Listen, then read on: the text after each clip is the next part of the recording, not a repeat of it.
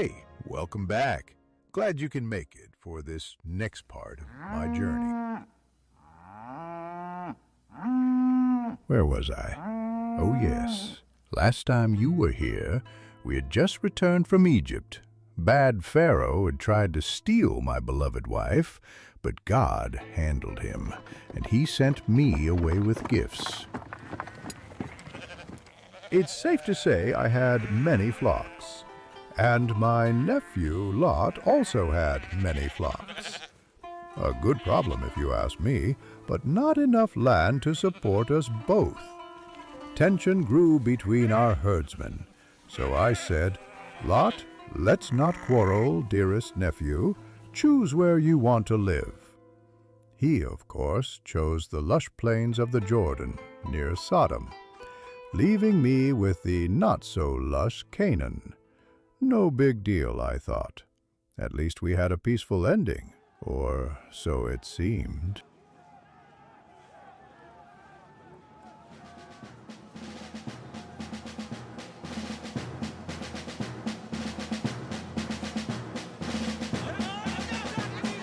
Four kings from the east, Kedorlaomer of Elam, Amraphel of Shinar, Arioch of Elasar, and Tidal of the Goyim, swept through the land like a storm.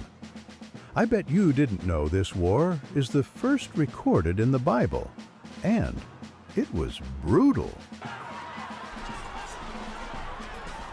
They crushed every city in their path, from Mesopotamia through the Jordan Valley, before sacking Sodom and Gomorrah.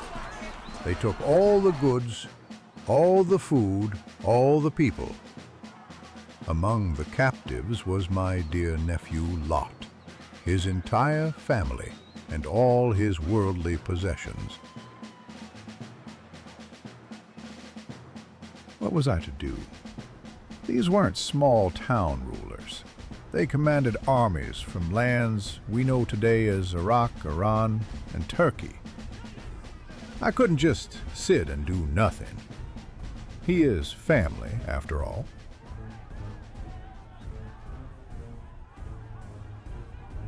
I gathered 318 trained men from my household and set out at night. We chased them for days, all the way to Dan, over rough, unforgiving terrain.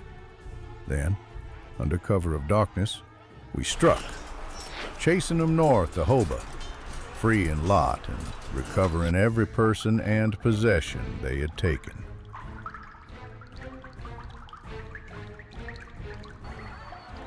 Winning this battle felt awesome, but it wasn't the most surprising part of that day. When I returned, the king of Sodom came to meet me, but so did someone else. His name was Melchizedek, king of Salem, and priest of God Most High. He was mysterious. He brought bread and wine, and he said these words, "Blessed be Abram, by God Most High, creator of heaven and earth. Blessed be God Most High, who has defeated your enemies." Truth be told, there is no way I could have defeated 4 kings on my own. God helped me. As a thank you to God, I gave Melchizedek 1/10 of everything I had recovered. I was in awe. I'd never met anyone quite like him.